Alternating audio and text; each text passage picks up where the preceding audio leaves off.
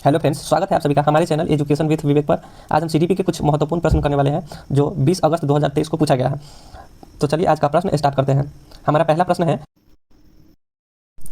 माध्यमिक कक्षाओं में अधिगम के लिए एक अनुकूल कक्षा का वातावरण पर केंद्रित होता है। किस चीज़ पर केंद्रित होता है? तो हमारा सहकारी अधिगम है, एक में है सहकारी अधिगम अधिगम, 2 में है सजा और शर्मिंदगी के डर, 3 में है प्रतिस्पर्धी लोकाचार, 4 में है अनुबंधन और पुनर्बलन। तो इसका जो राइट आंसर हो जाएगा आपको ऑप्शन नंबर 1 यानी सहकारी अधिगम जो है इसका राइट आंसर है ऑप्शन नंबर 1। चलिए अगला प्रश्न की ओर चलते हैं। अगला प्रश्न है, जटिल समस्याओं से जूझ रहे अमन के समस्या समाधान कौशल विकसित करने में एक शिक्षक किस प्रकार मदद कर सकता है? तो एक शिक्षक जो किस प्रकार उसको मदद कर सकता है, उसे कहकर कि वह समस्या को सुलझाना छोड़ दे। ये तो निगेटिव हो जाएगा, ये निगेटिव हो जाएगा, कट जाएगा। उसे मंथन करने और विचार उत्पन्न करने के लिए प्रोत्साहित करके। तो ऑप्शन नंबर जो है 2 इसका जो है राइट आंसर हो जाएगा। चलिए अगला प्रश्न की ओर चलते हैं। तीसरा प्रश्न है हमारा, बोध आधारित शिक्षण का अंतर्निहित सिद्धांत का यह विश्वास है कि क्या है? तो शिक्षार्थी निष्क्रिय प्राप्तकर्ता और शिक्षक के पास ही सही ज्ञान है। तो नहीं, ये तो निगेटिव हो जाएगा, ये पहले छट जाएगा, ये निगेटिव है, ये पहले इसको हम छांट देंगे, इसको कट करेंगे हम। और दूसरा है, शिक्षार्थियों की क्षमताएं और आवश्यकता विविध है जिन्हें मानक निर्देश पर ध्यान केंद्रित है। तो ये जो है हमारा 2 इसका जो है राइट आंसर हो जाएगा, तो इसका राइट आंसर हो जाएगा। हमारा तीसरा प्रश्न है, बोध आधारित शिक्षण का अंतर्निहित सिद्धांत का यह विश्वास है कि क्या है? शिक्षार्थी निष्क्रिय प्राप्तकर्ता और शिक्षक के पास सही ज्ञान है। तो नहीं, ये निगेटिव है हमारा, तो ये कट जाएगा। और दूसरा है हमारा, शिक्षार्थियों की क्षमताएं और आवश्यकता विविध है जिन्हें मानक निर्देशों पर ध्यान केंद्रित करते हैं। तो मानक निर्देशित जो है एक निगेटिव है, तो ये निगेटिव है, तो ये कट जाएगा, ये भी कट जाएगा, ये भी कट जाएगा। तो तीसरा में है हमारा, ऐसा करने के लिए एक सुविधाजनक वातावरण प्रदान किए जाने पर शिक्षार्थी का निर्माण कर सकते हैं, जो कि राइट आंसर हो जाएगा आपको ऑप्शन नंबर सी। चौथा में देखते हैं हम, चौथा में क्या है? शिक्षार्थी कम जानते हैं और ऐसा शिक्षण में विद्यार्थी के लिए तथ्यों का प्रसारण शामिल है। तो ये भी एक निगेटिव है, तो ये भी कर जाएगा। चलिए चौथा प्रश्न को देखते हैं हम। चौथा प्रश्न है हमारा, वह विद्यार्थी जो पठन वैकल्य से जूझ रहे हैं तो उसको जो है उसको क्या पढ़ाना सिखाया जा सकता है? तो उसे हम क्या करेंगे? उच्च ग्रेड स्तर के पठन ग्रंथ प्रदान करेंगे, या 2 में है उन्हें कई विकर्षणों में अध्ययन करने के लिए प्रोत्साहित करेंगे, या सुधारात्मक पठन सुनिश्चित करने के लिए सख्त दंड उपयोग करेंगे। तो नहीं, प्रणालीगत ध्वन्यात्मक प्रशिक्षण के माध्यम से इसे करेंगे। इसका राइट आंसर क्या हो जाएगा? इसका राइट आंसर जो हो जाएगा आपको ऑप्शन नंबर 2 इसका जो है राइट आंसर हो जाएगा।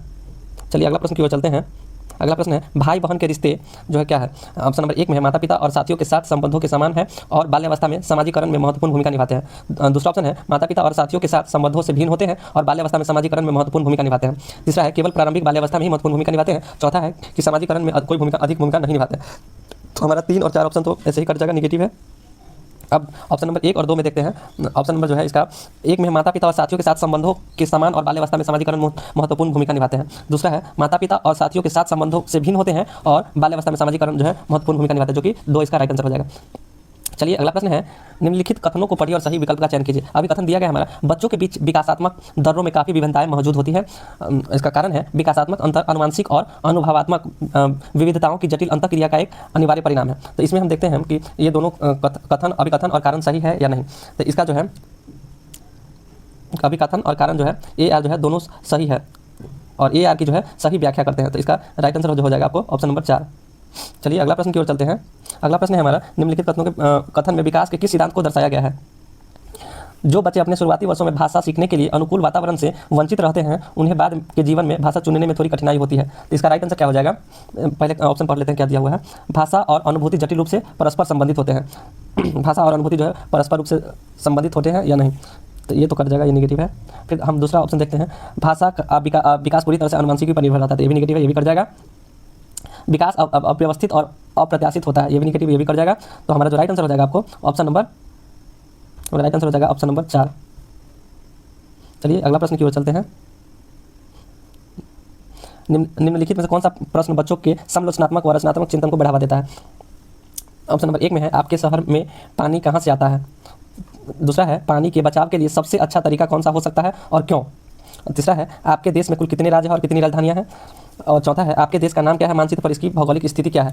तो इसका राइट आंसर आपको ऑप्शन नंबर 2 हो जाएगा, जो कि जो है समालोचनात्मक चिंतन को जो है बढ़ावा देता है। यानी इसका राइट आंसर क्या हो जाएगा? ऑप्शन नंबर 2 जो है, पानी के बचाव के लिए सबसे अच्छा तरीका कौन सा हो सकता है और क्यों? चलिए अगला प्रश्न है हमारा, समावेशी शिक्षा में क्या शामिल है?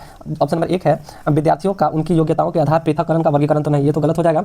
हम विद्यार्थी को उनके योग्यताओं के आधार पर जो है पृथक नहीं कर सकते हैं, ये गलत हो जाएगा, ये तो पहले गलत हो जाएगा। दूसरा है, सभी शिक्षार्थियों के लिए मानक पाठ्य चर्चा, सभी शिक्षार्थियों के लिए मानक पाठ्य चर्चा, ये भी निगेटिव है, ये भी कर जाएगा। अब हम देखते हैं हम तीसरा और चौथा देखेंगे। ऑप्शन नंबर 3 में विशेष आवश्यकता वाले शिक्षार्थियों को केवल व्यावसायिक शिक्षा का प्रावधान, तो ये तो निगेटिव है, केवल वाला तो हम पहले इसको छांट देंगे। चौथा है व्यक्तिगत अंतरों की पहचान के परिणाम स्वरूप पाठ्यचर्या में लचीलापन, तो ये जो हमारा राइट आंसर हो जाएगा। चलिए अगला क्वेश्चन की ओर चलते हैं। हमारा अगला क्वेश्चन है समलोचनात्मक चिंतन में प्रमाण की क्या भूमिका होती है। तो ऑप्शन 1 में है प्रमाण को बिना विश्लेषण के स्वीकार किया जाना चाहिए। बिना विश्लेषण के स्वीकार हम कैसे करेंगे, तो ये तो गलत हो जाएगा, ये तो कट जाएगा। दूसरा है प्रमाण का तार्किक और सुनियोजित रूप से मूल्यांकन किया जाना चाहिए, ये जो है हमारा राइट आंसर हो जाएगा। तीसरा देख लेते हैं समलोचनात्मक चिंतन के लिए प्रमाण अप्रासंगिक है, तो निगेटिव, ये कट जाएगा। चौथा है व्यक्तिगत राय के पक्ष का प्रमाण उपेक्षा की जानी चाहिए, तो उपेक्षा एक निगेटिव है, ये भी कट जाएगा। चलिए अगला प्रश्न की ओर देखते हैं। अगला प्रश्न है अभिकथन है हमारा बच्चों में संज्ञानात्मक विकास पर भाषा के प्रभाव पर जीन पियाजे और ले वाइगोत्स्की के दृष्टिकोण में भिन्नता है, तो ये क्या हो जाएगा, ये जो हो जाएगा हमारा, ये तो सही है, ये सही है, हमारा अभिकथन सही है, हमारा अभिकथन सही है। चलिए अब कारण देखते हैं। खोज अधिगम में शिक्षक अवसर प्रदान करता है और विद्यार्थी स्वयं जानकारी प्राप्त करने के लिए उन्मुख होते हैं, तो ये भी सही है, लेकिन इस दोनों में जो है अभिकथन का जो है कारण जो है इसका व्याख्या नहीं करता है, तो इसका right answer option number A हो जाएगा। चलिए अगला प्रश्न की ओर चलते हैं। अगला प्रश्न हमारा है एक प्रगतिशील कक्षा में विद्यार्थी क्या होता है, अधिक प्रश्न नहीं पूछ सकते हैं, तो ये तो निगेटिव है।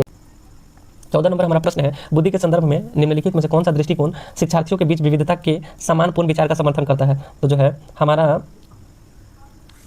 ऑप्शन नंबर ए में दिया गया है बुद्धि अनुवांशिक कारकों से प्रभावित नहीं होती है, तो ये तो निगेटिव है, ये कट जाएगा। बुद्धि वातावरणीय कारकों से प्रभावित नहीं होती, ये भी गलत है। बुद्धि को मापने के लिए बुद्धि लब्धि की परीक्षण एकमात्र साधन, ये भी निगेटिव है। चौथा है बुद्धि बहुआयामी और समय के साथ बदल सकती है, तो इसका जो राइट आंसर हो जाएगा आपको ऑप्शन नंबर 4। चलिए अगला प्रश्न को देखते हैं। हमारा अगला प्रश्न है निम्नलिखित में से किसने सामान्य बुद्धि की अवधारणा की आलोचना की और बुद्धि का एक वैकल्पिक सिद्धांत जो है प्रस्तावित किया था, तो इसका राइट आंसर हो जाएगा आपको ऑप्शन नंबर 1। हावर्ड गार्डनर साहब ने जो है क्या किया था, हावर्ड गार्डनर साहब ने सामान्य बुद्धि की अवधारणा की आलोचना की और बुद्धि के वैकल्पिक सिद्धांत का जो है प्रस्तावित किए थे हावर्ड गार्डनर साहब ने बहुबुद्धि का सिद्धांत भी इन्होंने ही दिया था। लॉरेंस कोहलबर्ग के सिद्धांत की आलोचना कैरल गिल्गन के द्वारा किया गया था। तो कैसे किया गया था, ऑप्शन नंबर 1 में विश्लेषण के मात्रात्मक तरीकों को लागू नहीं करने के लिए की गई है, तो ये तो गलत है, ये पहले कट जाएगा। दूसरा हो जाएगा हमारा नैतिक तर्क में लैंगिक विभिन्नताओं की उपेक्षा करने के लिए की गई थी, तो ये जो है राइट आंसर है, जो ऑप्शन नंबर 2 में दिया गया है। चलिए तीसरा देखते हैं नैतिक विकास का एक चरण सिद्धांत प्रस्तुत करने के लिए, नहीं, ये भी गलत है। चौथा वास्तविक जीवन की स्थिति के माध्यम से तथ्यों को एकत्र करने के लिए, ये भी गलत है, तो हमारा राइट आंसर जो हो जाएगा ऑप्शन नंबर 2। 17 नंबर क्वेश्चन है हमारा अधिगम के सामान्य सिद्धांत बताते हैं कि विद्यार्थी बेहतर रूप से सीखते हैं यदि शिक्षक क्या होते हैं।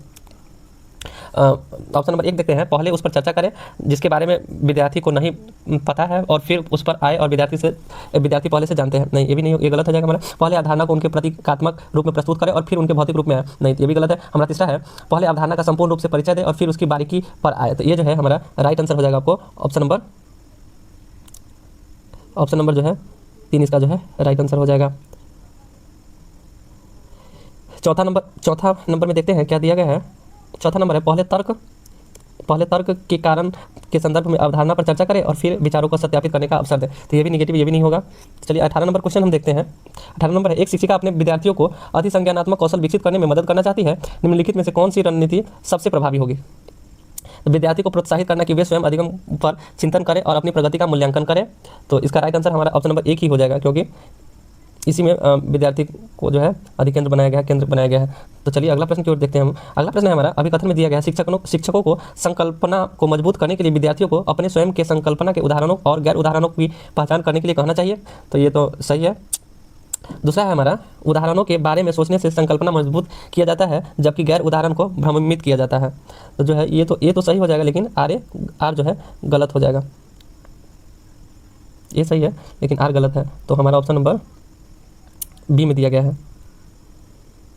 चलिए अगला प्रश्न की ओर चलते हैं। हमारा अगला प्रश्न है शिक्षकों को विद्यार्थियों में विशेष जातीय समूहों के बारे में रूढ़िवादिता को तोड़ने के लिए कड़ी मेहनत करनी चाहिए। तो चलिए अगला कारण इसका देखते हैं शिक्षा का एक प्रमुख उद्देश्य विद्यार्थी को समलोचनात्मक आत्मचिंतन के लिए प्रोत्साहित करना। ऑप्शन नंबर ए में दिया गया ए आर दोनों सही है परंतु आर की व्याख्या नहीं करता है। ऑप्शन नंबर बी में है ए सही है परंतु आर गलत है। ऑप्शन नंबर सी में है ए आर दोनों गलत है। ऑप्शन नंबर डी में दिया हुआ है ए आर दोनों सही है और आर की जो है सही व्याख्या भी करता है, तो ये जो है हमारा राइट आंसर हो जाएगा। चलिए अगला प्रश्न है हमारा महाभारत लक्ष्य और प्रदर्शन लक्ष्य में क्या अंतर है। महाभारत लक्ष्य अपने कौशल और कार्य की समझ में सुधार करने पर केंद्रित होते हैं जबकि प्रदर्शन लक्ष्य जो है उच्च ग्रेड प्राप्त करने या भारी पुरस्कार प्राप्त करने पर केंद्रित होते हैं।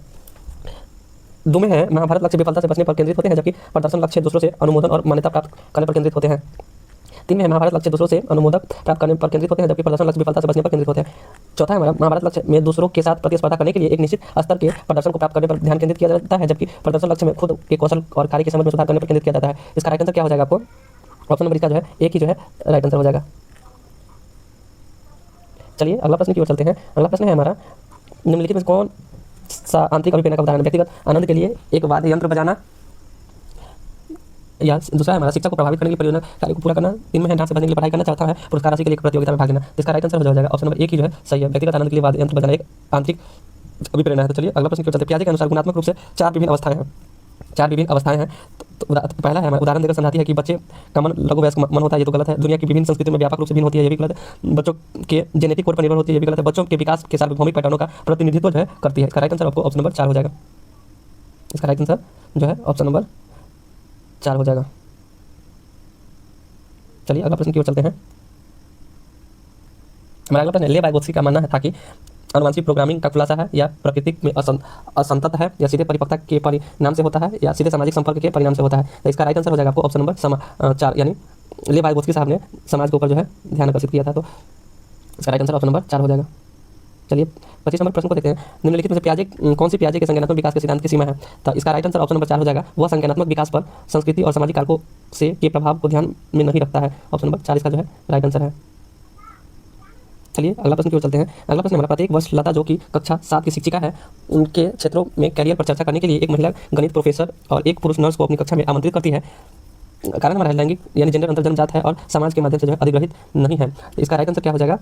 ये सही है, लेकिन आर जो है गलत हो जाएगा। पहला हमारा सही हो जाएगा और दूसरा गलत हो जाएगा। तो नंबर 2 इसका राइट आंसर हो जाएगा। चलिए अगला प्रश्न की ओर चलते हैं। अगला प्रश्न हमारा, श्रवण बाधिता के संदर्भ में निम्नलिखित में से कौन सा कथन सही है? जो है सभी श्रवण बाधिता वाले बच्चों को संवाद करने के लिए सांकेतिक भाषा या लैंग्वेज का उपयोग करने की आवश्यकता होती है, या दूसरा हमारा श्रवण बाधिता बच्चों के प्रभावी ढंग से संवाद करने की क्षमता परिभाषित कर सकती है। तो इसका जो राइट आंसर हो जाएगा आपको ऑप्शन नंबर 2 इसका जो है राइट आंसर हो जाएगा।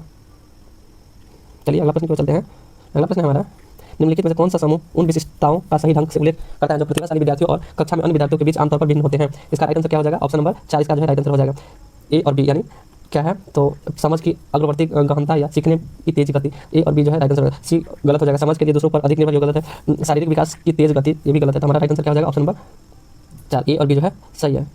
चलिए अगला प्रश्न को चलते हैं। समावेशन के संदर्भ में पाठ्यचर्या सीखने की अपेक्षाएं डैश के समान है, जबकि डैश विभिन्न होते हैं। इसका राइट आंसर क्या हो जाएगा? हमारा ऑप्शन नंबर 4 में है समायोजन संशोधन, यानी समावेशन के संदर्भ में जो पाठ्यचर्या सीखने की अपेक्षाएं समायोजन में समान है, जबकि संशोधन में जो है भिन्न है। ऑप्शन नंबर इसका जो है राइट हो जाएगा ऑप्शन नंबर 4।